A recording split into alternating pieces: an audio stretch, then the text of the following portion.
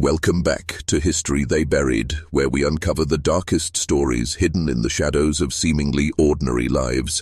Today we dive into a case that will make you question the very foundations of what we call family. This is the macabre history of the Higgins family, a respectable household in the heart of rural England, whose sudden disappearance in 1965 revealed a far more disturbing truth than anyone in the village could admit. It began with silence. Not a scream, not a struggle, not even the rustle of a closing door.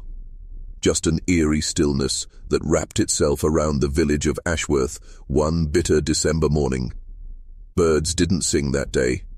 The pub opened late, and the wind, usually sharp and whistling through the hedgerows, was dead still. At first, no one thought anything of it, until the milkman, John Leary, noticed the Higgins' doorstep was oddly untouched. 4 bottles of milk, lined neatly as always, but now with thin sheets of frost hugging the glass.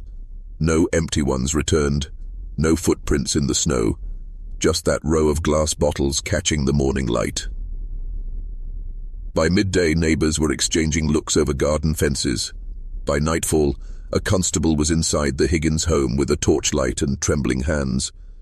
Everything looked normal, almost too normal. The beds had been slept in, but never made.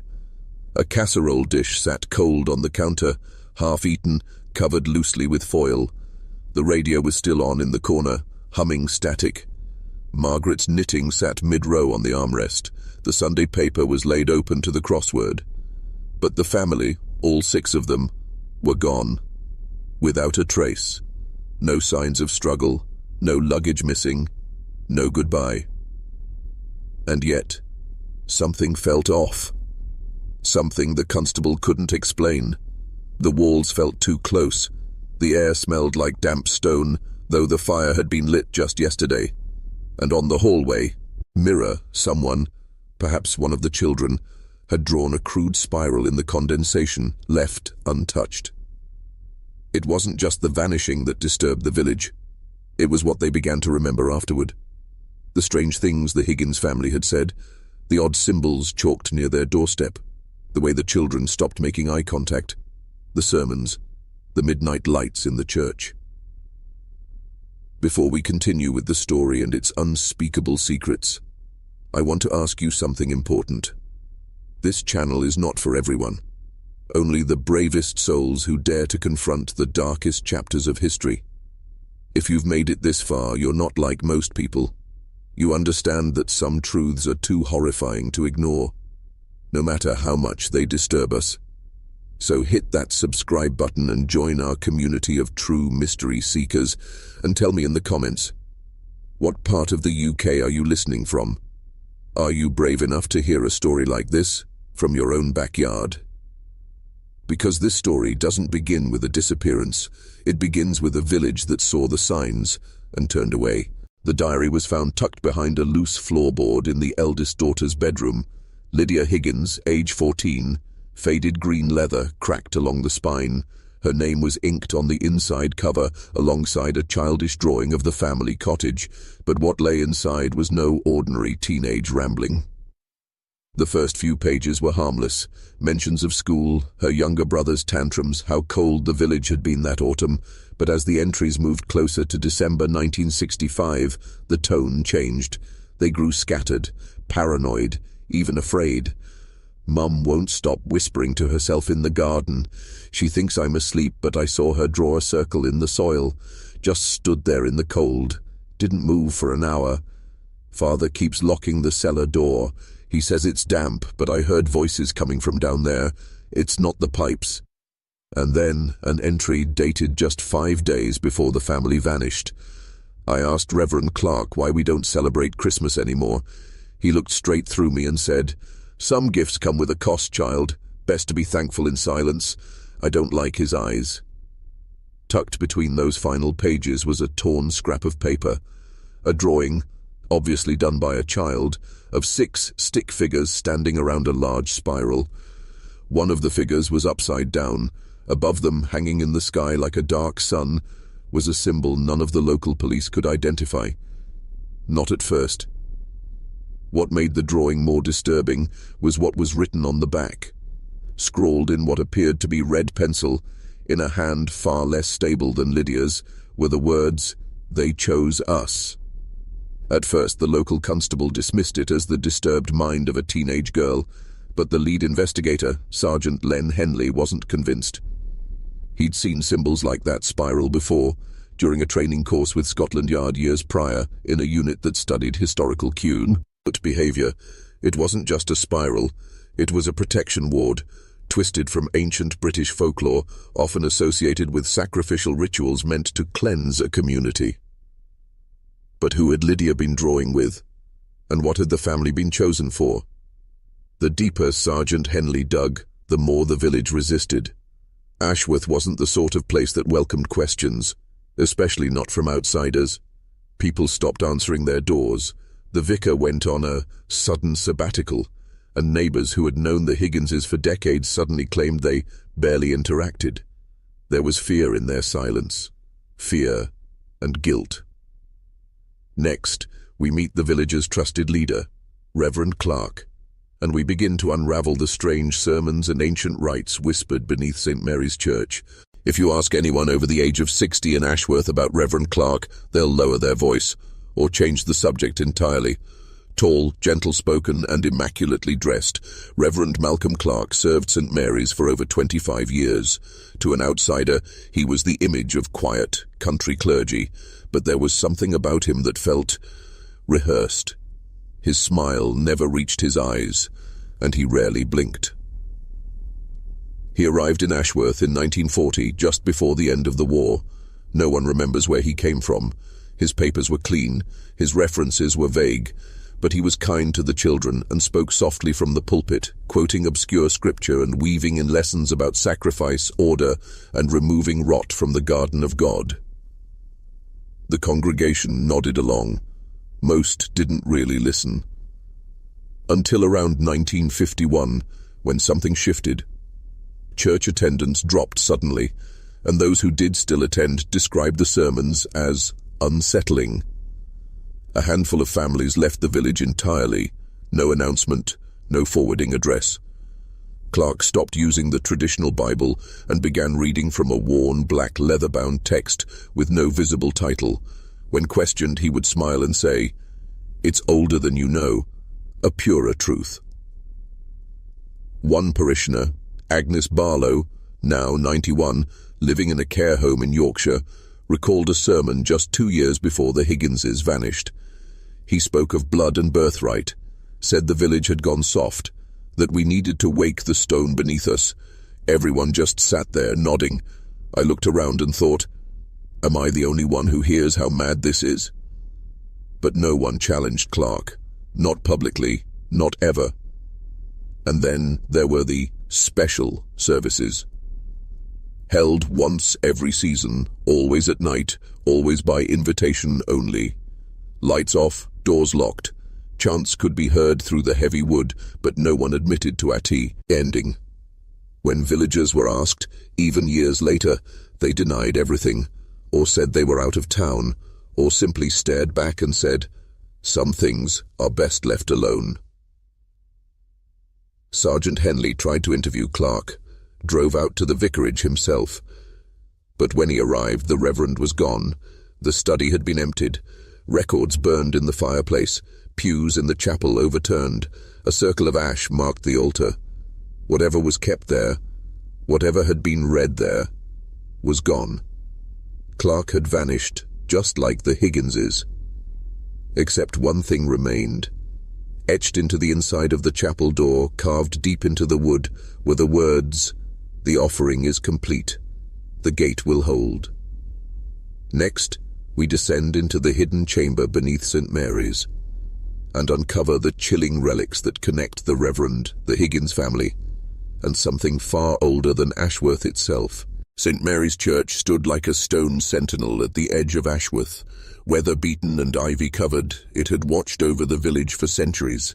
Most believed it was built in the 1700s, but Sergeant Henley's investigation revealed something far older beneath its foundations. A small maintenance hatch behind the altar, hidden behind stacked hymnals and false paneling, led to a steep spiral staircase. Dust coated every surface, and the air was damp, metallic, almost sweet, like rotting fruit mixed with rust. At the bottom was a door, oak, reinforced, ancient. Someone had scratched deep grooves into the wood, as if clawing to get out. When the forensic team forced it open, what they found defied logic. The chamber was circular, no more than 20 feet across, lit only by natural cracks in the stone ceiling above. In the center, embedded into the floor, was a shallow basin, blackened by something long soaked in. On the walls were carvings, symbols, spirals, eyes, repeating motifs of hands held open and mouths stitched shut. But what truly stopped the investigators cold were the personal items. Laid out around the basin were children's toys, handmade dolls, worn shoes, a set of wooden teeth, a baby's bonnet, stained dark, and one item that made Sergeant Henley leave the room, a hand-sewn patch bearing the initials LH stitched in blue. Lydia Higgins. DNA testing later confirmed that several of the items belonged to the Higgins children, but that wasn't the most disturbing part. There were dozens of items, and they didn't all belong to the Higgins family. Local police began re-examining cold cases, and slowly, a terrifying picture emerged. Ashworth had a history of missing persons stretching back decades. Most were dismissed at the time, vagrants, runaways, drifters passing through. But now, in the cold light of forensic science, many of these cases were linked by one shared detail. They had all vanished within a 2-mile radius of St. Mary's Church. And the chamber? It had no known architectural record. Not even the diocese had it on file. Some experts speculated it dated back to pre-Christian times. A chalk cult site, possibly repurposed by early settlers, then later by the church. But its purpose remained unclear. That is, until they found the ledger. Bound in human skin, confirmed via analysis, the small book was hidden in a bricked alcove behind the basin. Written in a language that linguists struggle to identify, parts were eventually translated. It contained dates, names, ritual instructions, and most chilling of all, a recurring phrase: "We give so the soil stays still." Next, we uncover the hidden society behind Ashworth's most powerful families, and their twisted vow to keep the village clean at any cost. After the discovery beneath St. Mary's, Sergeant Henley focused his attention on the town's power structure, specifically the Ashworth Historical Preservation Society. To outsiders, it was a harmless, elderly-run group that organized flower shows and helped maintain old buildings. They hosted bake sales, ran the village fete, and produced a yearly heritage booklet. But Henley found something disturbing in their records, or rather, in what wasn't recorded. There were no founding documents, no bank trail before 1962, no clear explanation as to who officially ran it. And yet, it owned almost half the properties in Ashworth. Manor homes, farmland, even St. Mary's Church, all listed under shell names connected to the society. Members included the local doctor, headmistress, bank manager, and perhaps most disturbingly, former Chief Constable Reginald Vaughan, who had once been Henley's superior. It was Vaughan's quiet retirement, following his refusal to investigate the Higgins disappearance further, that had first raised Henley's suspicions. Now it made sense. Henley obtained an anonymous tip-off pointing him to the society's private archive room, hidden beneath the town library. With a warrant and a trusted team, he entered the space just after midnight. What they uncovered shook even the most hardened officers. Over 50 boxes of handwritten records, many in Latin and Old English, catalogued names, dates, rituals, and something called the tithe of the soil. Each decade, an offering was required. Not always a person, sometimes livestock, but increasingly from 1924 onwards, the entries turned darker. Children, always from outside the bloodline. One document dated 1965, the year the Higgins family vanished, but read, The soil beneath St. Mary's trembles, the harvest weakens, a full family shall be returned to the root, blooded and bound. But it wasn't just text. There were photographs. One black and white image showed Reverend Clark in ceremonial robes, standing beside what appeared to be a wooden altar. In the background, the Higgins twins, eyes vacant, hands bound. Another showed a group of 12 people, all in formal wear, faces solemn, standing around an open stone basin. Several were recognizable. Others bore a terrifying resemblance to known Ashworth families still living there. The society wasn't just involved, they were running the entire show. From within the respectable heart of the village, behind lace curtains and charity work, a hidden council had maintained control for decades, enforcing rituals that dated back to before the Norman conquest, and every single one of them had sworn an oath. We preserve, so the ground stays quiet. Next, we follow Sergeant Henley as he risks everything, his career, safety, and sanity, to confront the people he once called neighbors, and expose the monstrous truth buried in Ashworth's roots. Sergeant Henley knew what he was stepping into. In a village like Ashworth, you don't go digging into your neighbors unless you're prepared for what might crawl out. After the archive discovery, he requested immediate backup from county authorities, but his requests were delayed, mysteriously, repeatedly. He later learned the files he submitted had been flagged and held under pending verification. Someone higher up was slowing things down. So Henley did something no one expected. He went public. He contacted a regional journalist, a woman named Claire Merrick, known for her fearless reporting on rural corruption. He shared photographs, ledger translations, and even recordings of his interviews with past Ashworth residents who'd fled the village over the years. Many spoke of strange church gatherings, unexplained disappearances, and a suffocating silence that blanketed anyone who asked too many questions. Within 48 hours, Claire's article hit the front page of the Yorkshire Sentinel under the headline, "The Rituals of Ashworth. Did a village hide a century of sacrifice?" It exploded. National media latched onto the story. TV crews descended on the village. The church was sealed off, and within days, villagers began whispering names, people they'd always found off, stories they'd heard but never dared speak aloud. That's when Henley's life turned. His car was vandalized. His wife received an anonymous note reading, "The roots are deep, and so is your grave." He was suspended from duty pending a formal review, but the attention was now too great to bury. A public inquiry was opened. Survivors came forward. One by one, former members of the Preservation Society were brought in for questioning. Then came the break. A man in his 80s, Edwin Marlowe, confessed. Once the village undertaker, he had witnessed the 1965 ritual. He described in chilling detail how the Higgins family had been prepared, dressed in white linen, and led to the underground chamber. But his most disturbing revelation? The sacrifice had not been the first, nor the last. "Every decade," he said, voice trembling, "we gave them to the ground.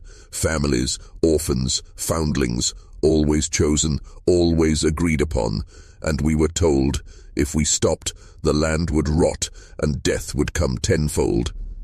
His confession triggered a series of arrests. Vaughan, Clark, and several other prominent figures were charged with conspiracy, ritual murder, and obstruction of justice, but most of them died, some by suicide, others under suspicious natural circumstances, before the trials began. Still, Henley's work cracked the wall of silence. The press called it the Ashworth Pact. For the first time, the truth had a voice.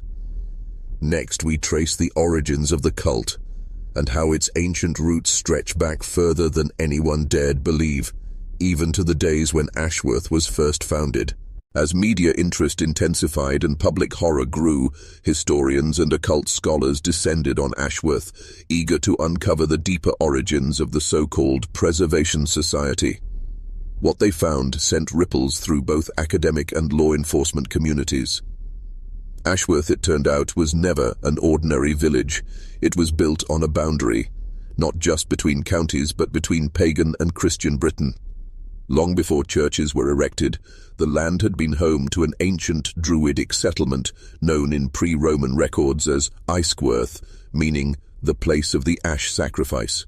The name had changed over centuries, but the rituals hadn't.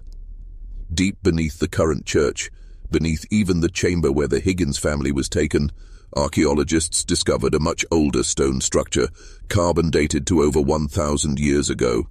At its center was a circular stone table, blackened by centuries of soot, surrounded by crude carvings of trees, roots, and chained human figures. It wasn't a church. It was a temple. Records found in a nearby manor house, written in early Middle English, told of a pact made between village elders and a keeper beneath the soil, a force believed to protect the land from blight, plague, and war in exchange for offerings. These offerings were originally animals, but after the Black Death swept through Britain in the 14th century, the pact was rewritten. The land must drink that which thinks, one entry read, "In blood of kin and stranger shall the soil know peace." Even after the village Christianized, the tradition endured, but went underground. The Preservation Society, it turned out, was only the latest name for a long line of secret orders tasked with maintaining the ritual. From 1437 to the present day, the names had changed, but the purpose remained chillingly consistent. Keep Ashworth quiet. Keep the land fed. Keep outsiders blind. What shook investigators most was just how institutionalized this system had become. Each generation trained the next. Births, adoptions, marriages, all were influenced by the society, ensuring loyalty through blood and fear. And those who resisted, they simply vanished. Henley, still under suspension but now a media hero, was granted access to a sealed archive within the Royal Historical Society. Inside were correspondence letters from 1862 between local lords and clergy, casually discussing this year's tithe and ensuring the chosen don't awaken suspicion. Ashworth's rot wasn't a recent infection. It had always been there. Next, we returned to the Higgins family and uncovered chilling new evidence suggesting they were not simply victims, but chosen for reasons far more sinister than anyone realized. At first glance, the Higgins family seemed like victims of random fate, outsiders who stumbled into a place they never truly belonged. But as investigators traced their arrival in Ashworth, a chilling pattern began to emerge. They weren't just chosen, they were invited. According to land records from 1962, the family moved into a cottage owned by the church, not the council, leased directly to them by Reverend Clark himself for a token amount. Even stranger, the position offered to Edward Higgins, a supposed groundskeeper post at St. Mary's Church, had never been publicly listed. He was offered the job by name. Digging deeper, Sergeant Henley found adoption files for the Higgins' two younger children, files that were altered, redacted, and ultimately traced back to an agency connected to a long-defunct Catholic orphanage in Sussex. The trail ran cold until a retired administrator came forward anonymously. She confirmed that the Higgins' adopted children were part of a selective placement initiative run quietly in the 1950s and 60s, where certain families were matched with children of particular temperament and background for small rural communities. On paper, it sounded benign, even charitable. But what she described next was anything but. There was a list, she said, an internal list with villages flagged as preservation zones. If you saw one of those names, Ashworth, Hartmoor, Grendale, it meant the child's placement wasn't just about home and care, it was about purpose. That purpose: to quietly deliver certain children into communities that still followed the old ways. Suddenly the pieces clicked. The Higgins family, with their mix of biological and adopted children, their isolation from extended relatives, their eager involvement with the church, they weren't just ideal sacrifices. They were deliberately constructed to be a sacrifice. This revelation horrified even the most hardened investigators. It suggested a multi-agency collusion, church, state, and orphanage systems working together to fulfill the needs of communities like Ashworth, all under the guise of faith and charity. As Henley put it in a leaked internal memo, the Higgins weren't random. They were designed, groomed, positioned, and once their usefulness was complete, erased. Public reaction was swift and furious. Inquiries were launched into adoption records across the UK.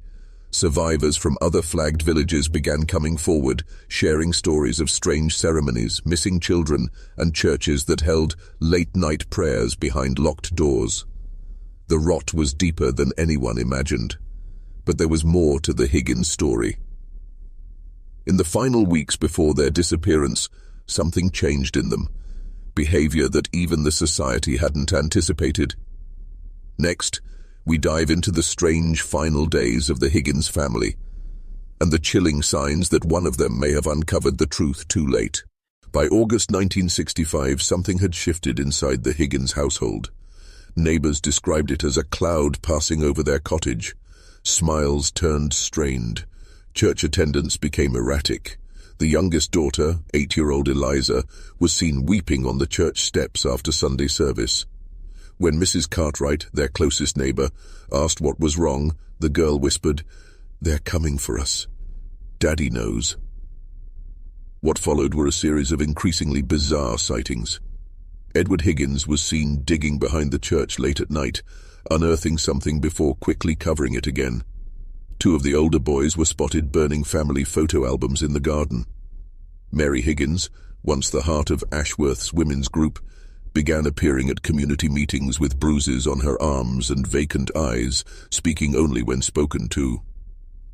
Then there was the journal. Hidden in the base of a wooden toy chest, it was discovered years later during a forensic sweep of their abandoned home. Though many pages were damaged by time and damp, a few remained intact.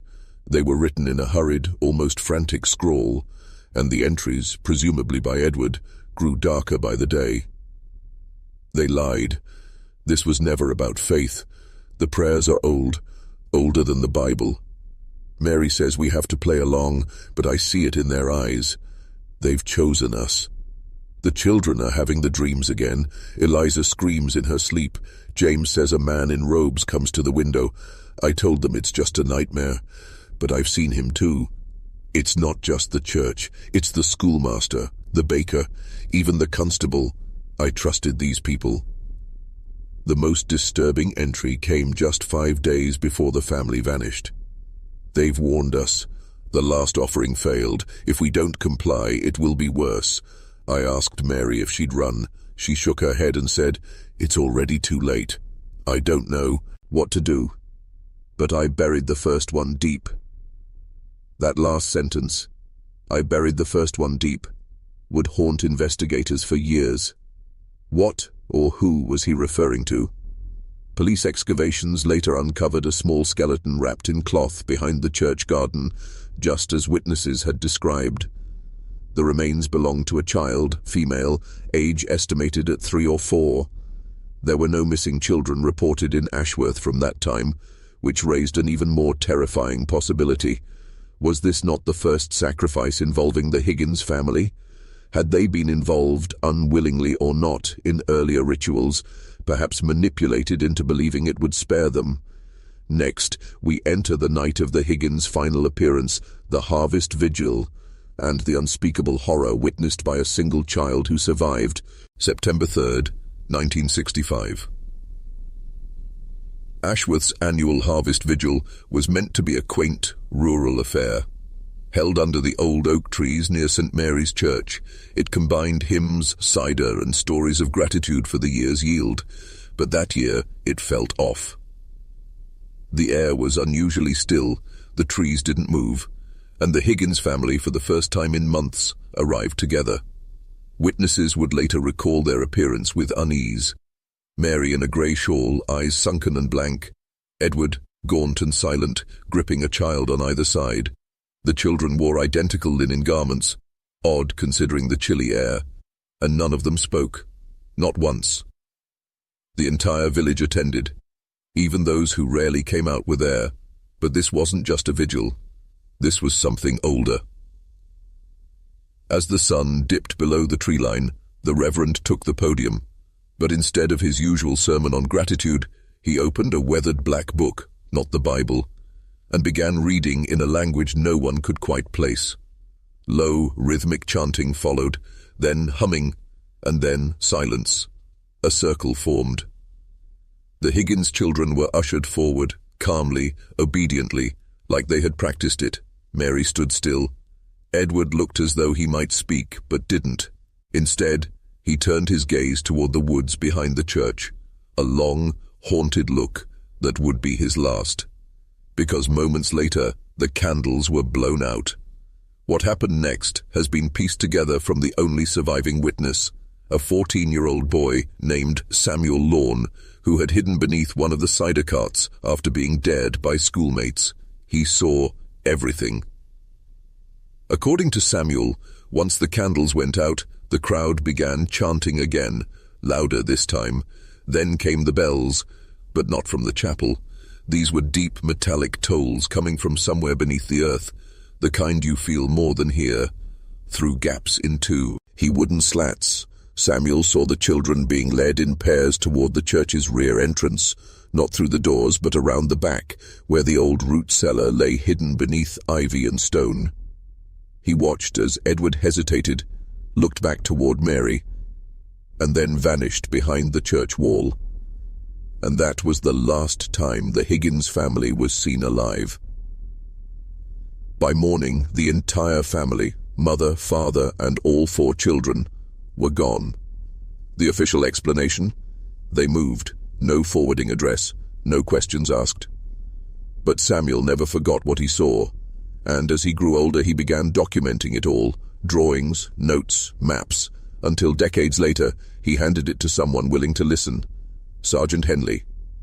Next, we follow Henley as he begins to dig beneath St. Mary's Church, and discovers a chamber untouched by sunlight for centuries.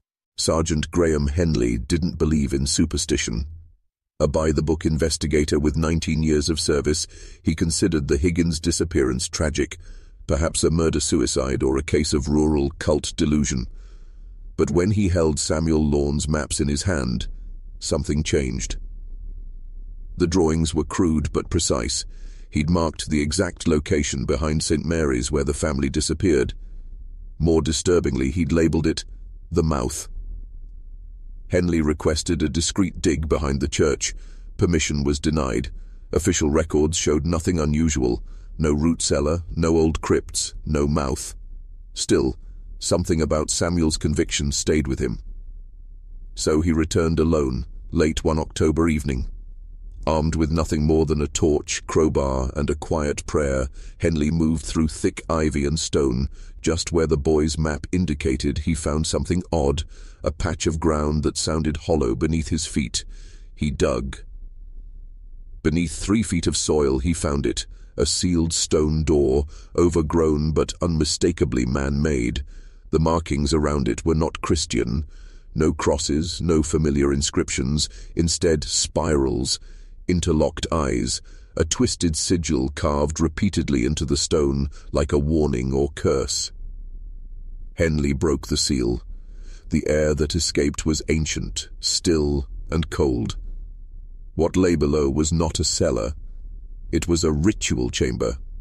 The steps descended steeply, 20 feet into the ground. The walls were lined with crumbling masonry and, chillingly, bone fragments embedded in candle wax. Dust choked the air, but the space was wide enough to hold at least 30 people. At the center sat a stone table, stained dark and worn smooth by time. Surrounding it were rusted chains bolted into the ground and a circle of blackened wax stumps. This wasn't just a hidden room. This was a place of ceremony. Henley's flashlight caught something in two. Corner, a bundle of tattered cloth. Inside, a child's shoe, a singed doll with a scorched face, and a photo of the Higgins family folded perfectly into a triangle.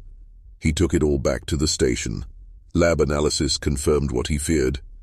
The doll and shoe belonged to Eliza Higgins, The items had been undisturbed for at least 25 years. But there was more. In a small hollow space beneath the altar table, Henley found records, pages torn from an old register. Names, dates, ages, most were crossed out with red ink. Over 60 names. None matched any known school rosters or birth certificates. It became clear the Higgins family hadn't simply disappeared. They had been part of something, used for something far older than the church itself, something the villagers had kept secret for generations. Next, Sergeant Henley makes a horrifying discovery in the village archives that connects dozens of other missing persons cases across the region, all tracing back to Ashworth. Sergeant Henley didn't sleep the night he returned from the chamber. Instead, he sat alone in the Ashworth Constabulary, sorting through every cold case in the county going back to 1920. Runaways, disappearances, open investigations that had quietly gone stale. One by one, he began to see it. A pattern no one had ever connected, or dared to. Over 60 names had been scribbled in the pages beneath that stone altar. The earliest dated 1932, the most recent marked September the 3rd, 1965, the exact day the Higgins family vanished. He searched parish death records, school registers, and census rolls. Many of the children's names were missing entirely from official documents, as if they'd never existed. But some appeared in fragments. A baptism here, a school photo there, a brief mention in a local newspaper under community events. Then silence. One case chilled him. A girl named Clara Densmore, aged 10, last seen in 1948, Ashworth Harvest Festival. Newspaper clipping read, "Young Clara last spotted playing hide-and-seek by the church bell tower. Parents assumed she wandered into the woods. Search parties yielded nothing. The village mourns." Henley checked the altar ledger again. Clara Densmore, entry number 31, her name circled in red, just like Eliza Higgins. He mapped the dates and cross-referenced them with Ashworth's festivals, vigils, and seasonal gatherings. Every 2 to 3 years, like clockwork, a child disappeared, always during a communal event, always quietly explained away. But here was the twist. No public outcry, no media escalation, no protests. In a world increasingly connected and policed, how had this gone unnoticed? He made his way to the Ashworth Historical Preservation Society, an institution founded in 1909 that maintained records of village traditions, folklore, and family trees. On the surface, it was harmless, a local heritage archive. What he found inside shocked him. Old maps of Ashworth marked with cryptic symbols, circles, spirals, X's through certain properties, notes on acceptable bloodlines, mentions of a group known only as the Wardens of the Root, and worst of all, records of who had been chosen, children documented not by name but by lineage, including the Higgins children. Henley took photos of everything. This wasn't random. It was generational, structured, protected. The villagers hadn't forgotten their dead. They had fed them, quietly, periodically, as part of some vile tradition rooted in fear, secrecy, and ritual appeasement. And now, Henley realized something even darker. The Preservation Society wasn't just a historical group, it was the administrative arm of a cult, one that had infiltrated local authority, church leadership, and law enforcement for decades. Next, Henley confronts a retired priest who once served in St. Mary's Church, and what the old man admits forces him to question whether the rituals ever truly stopped. Sergeant Henley drove 2 hours to find him, the Reverend Malcolm Hargreaves, now 86, long retired, and living quietly at a church-run care home in the outskirts of Bristol. For over 30 years, Hargreaves had served as a parish priest in Ashworth, including the crucial period spanning the 1940s to early 1970s. He'd been replaced a year after the Higgins case went cold. Henley wasn't sure what he expected. Perhaps another wall of silence, another tired excuse wrapped in scripture. But the moment he showed his badge and whispered the name Ashworth, the old man's face drained of all color. They sat in the care home chapel, Stained glass saints looked down with frozen pity, and after a long, trembling pause, Reverend Hargreaves finally spoke. It was never called St. Mary's, not by them. They called it the Root House. Henley didn't interrupt. He let the old man unburden himself, and what came next was more disturbing than anything found in the crypt. When I first arrived, I thought they were just a quaint, isolated parish, a bit secretive, sure. They kept to old festivals, wore strange robes at night, spoke in whispers about the ancient pact.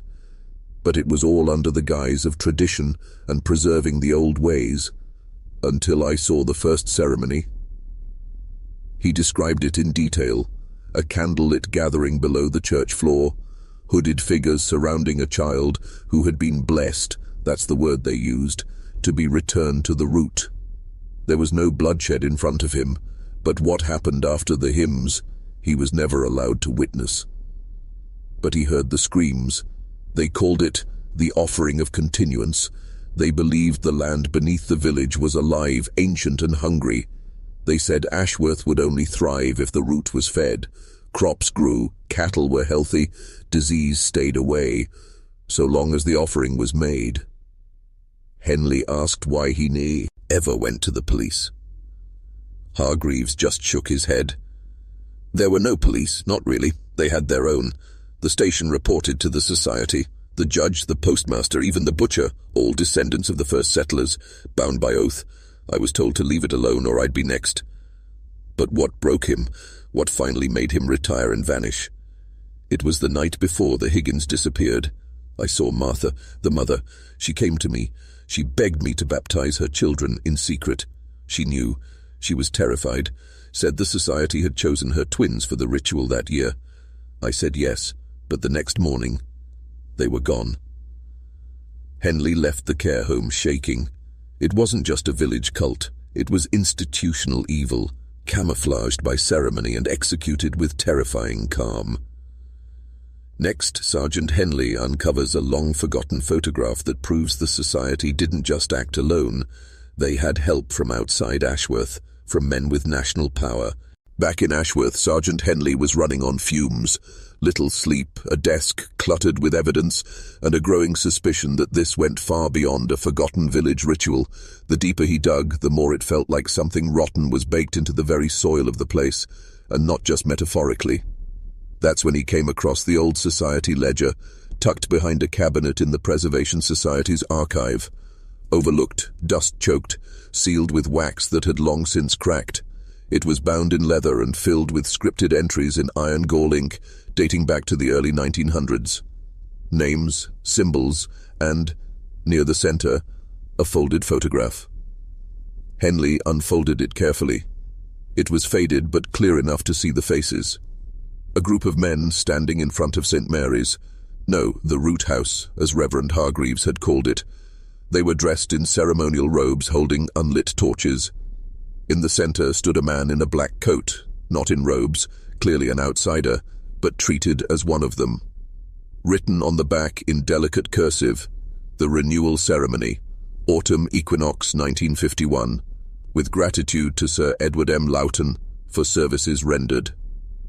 Henley's heart skipped. Sir Edward Loughton was no local. He was a high-ranking civil servant, once part of the Home Office's Special Affairs Division, a man with real power and connections stretching across multiple counties. The idea that someone of his stature had attended a rural death ritual was unthinkable, or maybe Henley realized that was the point. He dug into Loughton's record. No children. Knighted in 1949, officially retired in 1960, died in 1972, but rumors surrounded him even in death, whispers of involvement in special programs that were buried during wartime. There were no accusations, just gaps. Henley couldn't shake the feeling that Ashworth hadn't just been protected, it had been, sponsored, kept off the national radar, quarantined under the pretense of local heritage. Loughton's presence proved the rot had spread beyond the village. If men like him had been involved, how many others had looked the other way? And more disturbingly, How many more villages were like Ashworth, tucked away in forgotten counties, feeding something ancient in exchange for peace? There was one clue left, a handwritten note tucked into the back of the ledger. It read, "If the root is not fed, it feeds itself. The signs will return, the earth will open." Henley had seen enough to believe it wasn't metaphor, and if the sacrifices had ever stopped, then maybe something worse was coming. Next, we follow Henley as he visits the ruins of a farmhouse just outside Ashworth, a place the society marked as unholy ground and sealed off for decades. What he finds inside changes everything. Just beyond the northern edge of Ashworth, past a crumbling stone wall and overgrown hedgerows, sat the remains of a structure locals only ever referred to as the Blight House. It wasn't listed on any tourist maps, no conservation efforts, no council records. The villagers had pretended it didn't exist, and for good reason. According to the Preservation Society ledger, it had once belonged to the Renshaw family, one of Ashworth's oldest bloodlines. But in 1923, the farmhouse was designated unholy by the society, its land salted and sealed following an incident no one would speak of in detail. Just a single line in the ledger. The containment failed. The root took back what it was owed. Sergeant Henley arrived alone. The drive was silent. Even the birds avoided the place. The farmhouse was half collapsed, its slate roof caved in, the chimney strangled by vines. But beneath the rot, something remained, a sense of pressure, as if the land itself was holding its breath. His boots crunched across brittle earth as he approached the main door, long since kicked in. Inside, dust hung like fog. Rotten furniture, scorched wallpaper, and scattered bones. Animal, but far too many for a place that had been empty for a century. What unnerved Henley most wasn't the decay. It was the symbols. Carved into every surface, door frames, beams, even the underside of window ledges, were arcane runes identical to those found beneath St. Mary's. Some were painted in ochre, others carved deep enough to leave splinters. And in the basement, something worse. A stone circle, blackened with ash. In the center, a cradle. Old. Wooden. Still intact. Henley froze. There were no records of children in the Renshaw family, but here, beneath the farmhouse, was the unmistakable outline of a ritual site. Marks suggested it had been used multiple times, scorched bone fragments embedded. In the floor, bits of charred cloth and a rusted, broken music box resting beside the cradle. It still played when wound. A slow, discordant lullaby echoed through the stone walls. And then Henley saw it. A photograph wedged into the foundation stones behind the cradle. Another group of hooded figures, this time with a child in their arms. The date? 1904. That was 60 years before the Higgins family. Henley realized with a sinking feeling, this had been going on far longer than anyone knew, and the rituals hadn't begun in the church. They'd migrated there after the Renshaw disaster. Ashworth had simply redecorated its evil, dressed it in stone and stained glass. The cradle was empty now, but the land felt hungry. Next, Henley confronts the village's last living link to the original society, a blind midwife whose memory holds the truth about the Higgins twins and what was done to them. Sergeant Henley was running out of living witnesses, but tucked away in a private care home 12 miles outside of Ashworth was one last name tied to the old ledgers, Iris Holloway, now 94 years old and completely blind since 1977. Once the village midwife, she had delivered nearly every child born in Ashworth between 1950 and 1975. She had also been a junior member of the Preservation Society. No visitors, no interviews, just a single relative on file, a nephew in Devon who hadn't spoken to her in decades. But when Henley showed up with a copy of the photo taken beneath the Renshaw farmhouse, the one with the hooded figures and the child, Iris agreed to speak. Her voice was fragile, like dried leaves cracking underfoot, but her memory, uncomfortably intact. "They called it the offering, Inspector," she whispered. "Every generation had to give one, not just blood, but innocence. The child had to be untouched by the world." Henley asked about the Higgins twins. Iris flinched. "They were chosen before they were even born. That family, they weren't real parents, not in the way you think. They were vessels, groomed, brought in. The society had methods." Her words sent a chill through the room. They were trained to appear perfect, church-going, respectable, isolated just enough to raise no questions. The children were acquired through channels no one dared ask about, some local, some not. Henley pressed. Did she know what happened to the twins? Iris lowered her head. "I delivered them. 2 boys, healthy, and then they were taken below, not by me, by them." "Who's them?" he asked. She hesitated. "The keepers, always male, always chosen from Ashworth's oldest families. They kept the chance, the rights. They spoke to the root." She broke down then, a single sob, frail and raw. "We thought it kept the village safe, that the storms would pass us, that the soil would grow richer, the livestock would thrive. For a time, it did." Henley laid the photo on her lap. "This child," he asked, "from 1904, who is he?" Iris reached out with trembling fingers, tracing the paper with haunting familiarity. Then, in a whisper that barely escaped her lips, "That's my brother." Henley stared. "He was taken at the equinox. I was 6. My mother offered him, said he was born with the gift." She wept the whole time. The silence that followed was unbearable.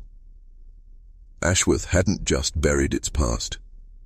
It had fed it, generation after generation. The Higgins twins weren't the beginning. They were part of a long, secret harvest. And now, Henley had a name. The Keepers. And a location Iris feared even more than the church or the farmhouse. Next, Henley visits a sealed vault beneath Ashworth Town Hall, once the Society's meeting chamber. What he finds carved into the walls may finally reveal what the root truly was. The Ashworth Town Hall was built in 1812, but few realized its foundations were far older, resting atop the remains of a 17th century moot hall used by village elders to settle disputes, draft charters, and, as Sergeant Henley would discover, conduct far darker gatherings. With Iris Holloway's trembling warning still echoing in his head, Henley pulled council records and uncovered blueprints revealing an unmarked sub-basement, sealed off since 1966 under the vague label, "structurally unsound." It had never been reopened. No inspections, no documentation, just silence. Getting in required a quiet favor from a sympathetic clerk, a young woman whose grandfather had died mysteriously after attending a Preservation Society meeting in 1972. She gave Henley a key, but no words, only a look that said, "Don't stay long." The entrance lay behind a false panel in the archives room. The stairwell that descended beneath the hall was tight, cold, and pitch dark, choked with dust and the unmistakable scent of old stone and burnt wax. When Henley reached the bottom, he entered a circular chamber of crumbling brick, but it wasn't the decay that froze him.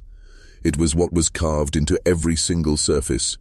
Dozens, no, hundreds of sigils, dates, and names, etched in a style identical to the runes found in the Renshaw basement and St. Mary's secret chapel. But here they were intertwined, forming a spiral that wound from the outer walls inward, all converging on a single symbol in the center of the stone floor, the root. Not a word, but a drawing. A twisted tree with no leaves. Its branches were sharp, almost claw-like, but its roots, they weren't roots. They were people. Bodies. Children. Faces turned upwards in agony.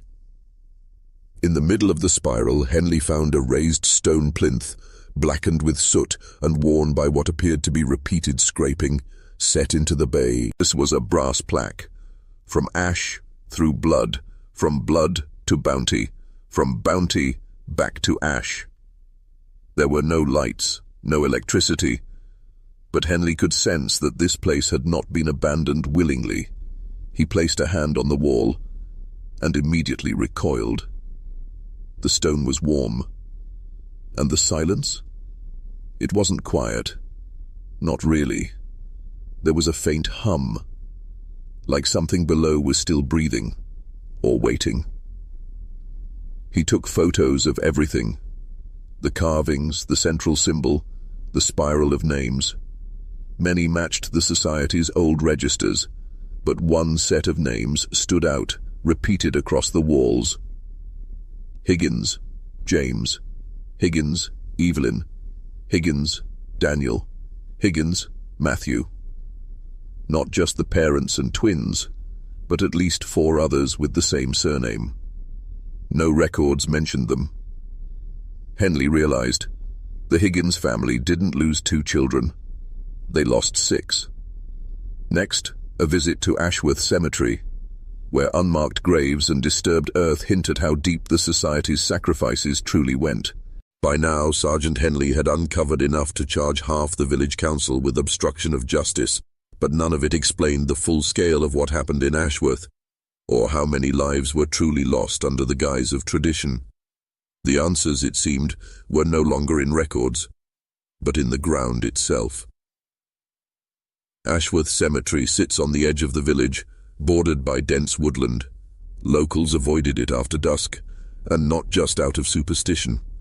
Over the decades, families had quietly moved their loved ones' remains elsewhere, not because they feared the dead, but because they feared who was buried with them. Henley obtained an old plot map from 1931, faded and water-stained. It listed hundreds of graves, many now unmarked. When he compared it to the current cemetery layout, 47 graves were missing, not moved, not destroyed, just erased. A local groundskeeper, John Bell, had worked there for over 40 years. When Henley asked him about the missing plots, Bell's face changed. He didn't deny it. He just asked, "You sure you really want to know?" Bell led Henley to the far northern edge, where bramble and ivy had swallowed entire rows. He pointed to what looked like uneven patches of soil, sunken in places.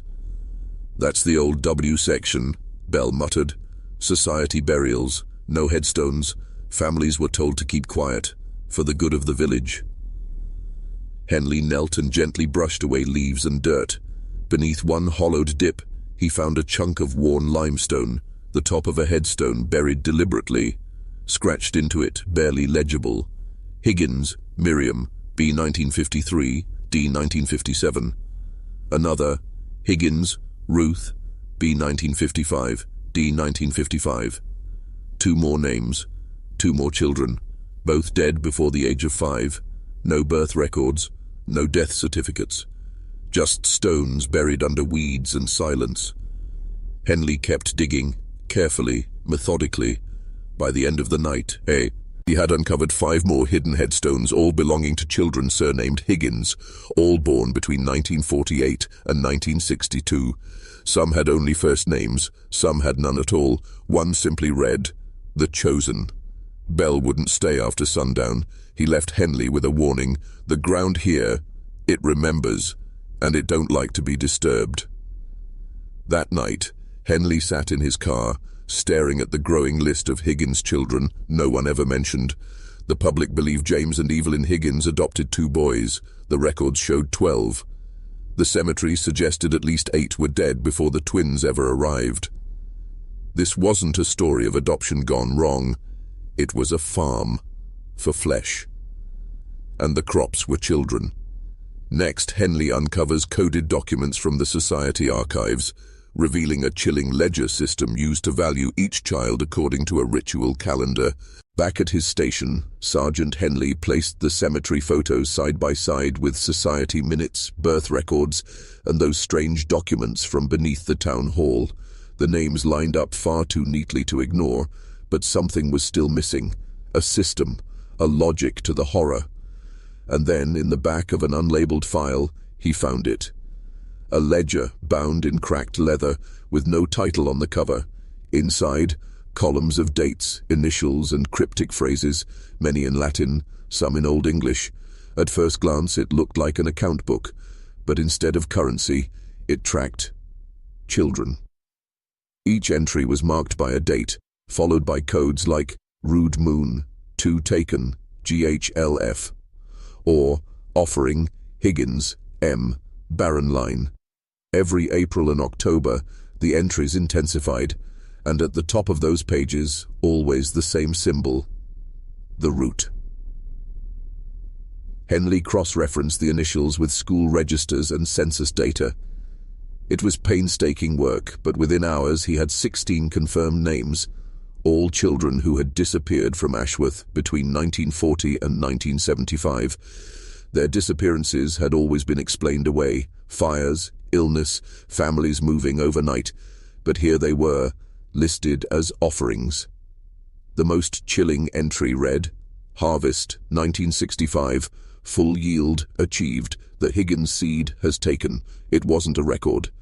It was a ritual log. Each child was valued based on bloodline, age, and, horrifyingly, perceived purity. Phrases like unspoiled, second-born, and unbaptized appeared beside certain names. A separate symbol, a small I, denoted those considered watchers or sensitive to the veil. Henley's blood ran cold. These weren't random killings. This was an organized spiritual economy, and the children were currency. What's more, the ledger didn't stop in 1965. The last full entry was from 1984, nearly 20 years after the Higgins case. Even after the post-collapse of the Historical Preservation Society, the rituals had continued, just more quietly, more selectively. Tucked in the final pages was a single note, written in a different, more frantic hand. When the bough breaks, the root will return. Watch the twin moons. Henley copied the entire ledger by hand. The original, he later learned, was lost during an internal police reshuffling. But what he saw never left him. He knew now that Ashworth wasn't unique. The society had branches in at least 3 other counties. But Ashworth had been the seedbed, the nursery of the root. And the children buried beneath its church and its soil were not just victims, they were investments. Next, Henley attempts to confront the village elders and finds that those who kept the secrets aren't afraid of the truth, because they still serve something older than justice. Sergeant Henley had enough evidence to make arrests, enough to warrant national attention, but he was about to learn that some truths, especially in Ashworth, weren't just buried, they were guarded. He returned to Ashworth on a rainy Thursday evening in September, determined to confront the surviving elders who had once sat on the Historical Preservation Society. Many were now in their 80s and 90s, tucked away in well-kept cottages, sipping tea as if their pasts were blameless. Henley began with Eleanor Voss, once the Society's secretary, and by all accounts the most respectable woman in the village. She answered the door in a floral dressing gown, her face serene. "I was wondering when you'd come," she said, as if expecting him. Inside her cottage nothing seemed unusual. Doilies, framed photos, a small wooden cross above the fireplace. But as Henley mentioned the ledger, Eleanor's demeanor shifted, not to fear, but to calm defiance. "You misunderstand," she said softly. "The root isn't evil. It's balance. It's sacrifice for survival. The children were chosen long before we ever touched them." Henley froze. "You're admitting this? That you offered them?" Eleanor tilted her head. "We didn't take them. We returned them, back to where we all come from. Before you judge, ask yourself, why do you think no war ever touched this village? Why no plague ever lingered here? We gave so others could live."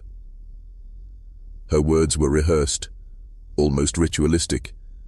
It wasn't confession, It was doctrine. When Henley pressed further, Eleanor grew colder. "You should leave this alone, Sergeant. Some truths are bigger than you, and the root still feeds." Before he left, he noticed something odd on her mantel. A carved wooden sculpture, half human, half tree, arms outstretched like twisted branches. Beneath it, etched into the base, "He who roots rules over the knee." XT 2 days, he visited 5 more elders. All gave similar responses, vague, circular justifications, wrapped in layers of denial and reverence. One even said, "Would you rather starve in darkness or thrive in bloodlight?" None denied the ledger, none denied the children. They just didn't see it as murder. Henley tried to rally support from his superiors, but pressure began to mount. His requests were delayed, emails vanished, evidence misplaced. Whispers started about his mental health, his obsession, his vendetta against Ashworth. Someone was silencing the truth, not just villagers, but people above him. That's when he found the second set of burial records. They weren't just for Ashworth. They were for 3 other villages, all tied to the Society's old network, all showing the same patterns: adoptions, disappearances, false causes of death. Ashworth hadn't been the end. It was the prototype. Next, Henley is warned off the case in a chilling message left at his home, and what's written on it connects directly to the darkest part of the Higgins property, now sealed and forgotten. 3 nights after his final visit to Ashworth, Sergeant Henley returned home to find his front door slightly ajar. He lived alone. No one had a key. Inside, everything looked untouched at first. No signs of forced entry, no ransacked drawers, no stolen files. But on the kitchen table, something waited for him. Something simple and deeply disturbing. A small wooden box, handmade, stained with something dark and old. No note, no fingerprints, no sound. Just the quiet hum of his refrigerator and the distant sound of rain. He opened it. Inside, a lump of blackened ash, mixed with what looked like crushed bone fragments, and a photograph. A photograph of the Higgins children, sitting on the church steps in their Sunday best, smiling. Scrawled across their faces in red ink, "You've seen too much. Let the root rest." Beneath that, a phrase written in Latin, the same one he'd seen in the Society's ledger, "Ad radicem redeunt omnia." All things return to the root. Henley staggered back. He wasn't scared. He was furious. Someone had entered his home, not to hurt him physically, but to remind him they were still watching, still capable, still protected. And that box of ash, he knew exactly what it meant. During the early investigation, he'd sealed off the sub-basement chamber beneath St. Mary's Church, the ritual site where the Higgins' final possessions had been found. That room had been classified as evidence. No one was supposed to go back down there. Yet the ash in that box was identical to the scorched remnants from the sacrificial circle beneath the altar. Someone had returned to that room, possibly even reused it. Henley drove straight to Ashworth. The church doors were locked, lights off, ground silent. But when he approached the eastern wall, the one where he'd once found claw marks hidden behind the choir stalls, he noticed fresh soil at the not just disturbed, but turned. Someone had dug, then recovered a portion of the foundation. He marked the spot, took photos, and returned before dawn with 2 forensic officers. What they uncovered beneath the floor shocked even the most seasoned of them. A new ritual circle, not ancient, not from the 60s, recent. At the center, a small burned rag doll pinned to the ground with iron nails, around it teeth. Not animal, not adult, child-sized. Whoever left the box at Henley's home wasn't threatening him out of fear. They were warning him because the rituals had begun again. And this time it wasn't just about the past. It was about keeping the root alive. Next, Henley receives an unexpected call from a woman claiming to be a survivor, someone who says she was meant to die with the Higgins children, but escaped. What she reveals will crack the case wide open. The call came just after 3 o'clock a.m. Henley was at his desk reviewing forensic reports from the ritual site beneath St. Mary's. His eyes were red, his coffee cold, his patience hanging by a thread. The number was unlisted, the voice on the other end, shaky but deliberate. "You don't know me, but I think you've been looking for me." Henley didn't respond immediately. "I was one of the Higgins children, sort of. My name isn't on any record, because they never really adopted me." The voice trembled again, then steadied. "I was brought there for something else. Her name was Lydia May Carrow. She claimed to have been taken in by the Higgins family for a trial stay sometime in the spring of 1965. She was 8. No official paperwork, no agency placement. Just a quiet arrangement made through a friend of the church." Henley knew that name, Carrow. It had shown up in the second ledger, but listed under non-initiate, a phrase no one had been able to decode. Lydia continued, "I wasn't supposed to stay.